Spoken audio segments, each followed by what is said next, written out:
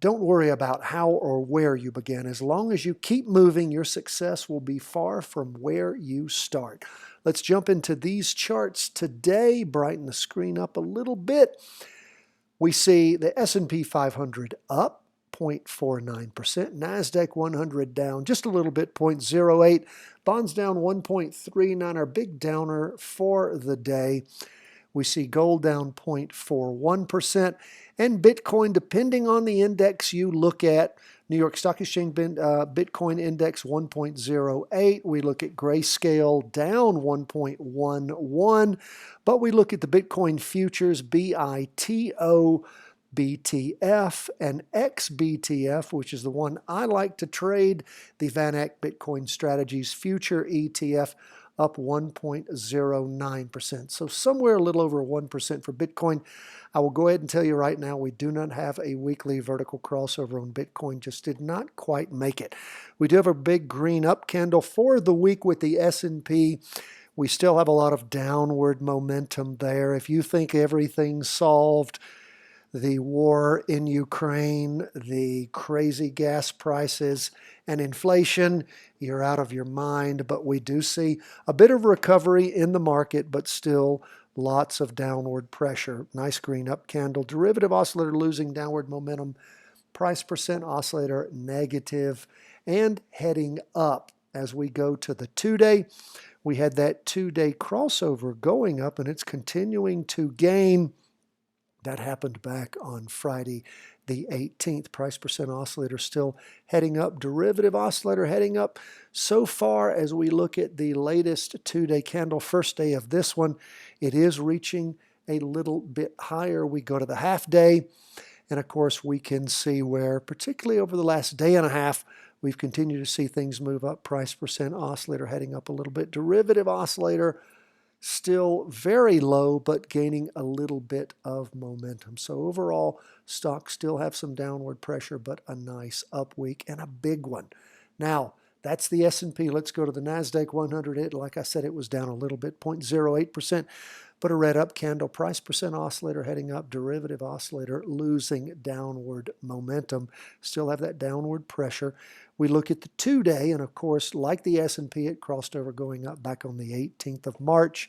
And we're going into the 5th day of some, well, let's look at it. It's really stopping right there on the 50-period moving average line. It has not penetrated that. Somewhere around the level of, what is that up? 360.84. So we'll see if that becomes a ceiling. Don't know that it will. We look at the half day up in the morning, pulling back a little bit in the afternoon. Price percent oscillator a little more than flat.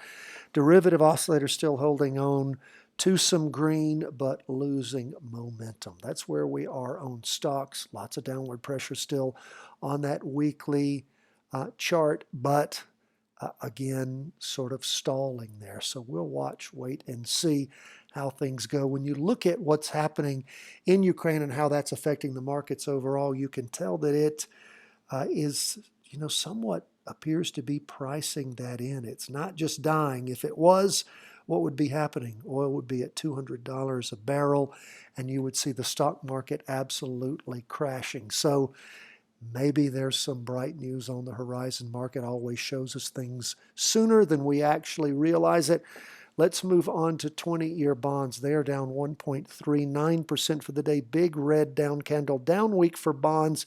If you shorted bonds when we had the 2-day recross going down, you have been doing quite well. If you shorted bonds with us back on the weekly vertical crossover on January 7, you have been doing very, very well.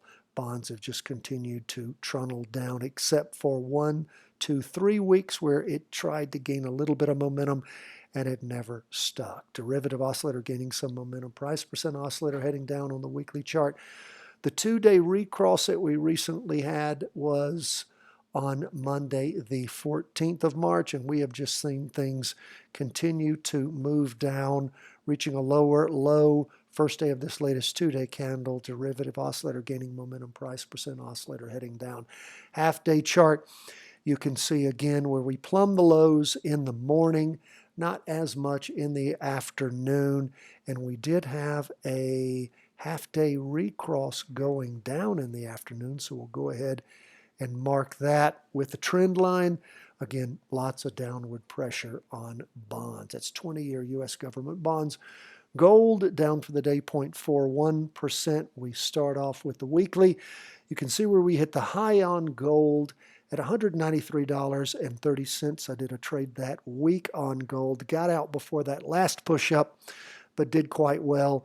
Last week, red down candle. This week, green spinning top. Lots of indecision in gold. Price percent oscillator still heading up. Derivative oscillator heading down 2-day. Again, a green candle, even though these are Heikin-Ashi candlesticks. If you look, it's right there on the gold weekly trend line, but the price percent oscillator is negative heading down. Derivative oscillator is about flat. And we look at the half day. What does it show us? It shows us basically flat movement on Friday. So what does all this mean? We look at gold. Gold has peaked. Gold is really trying to figure out where it is going to go. We still have up movement on that weekly.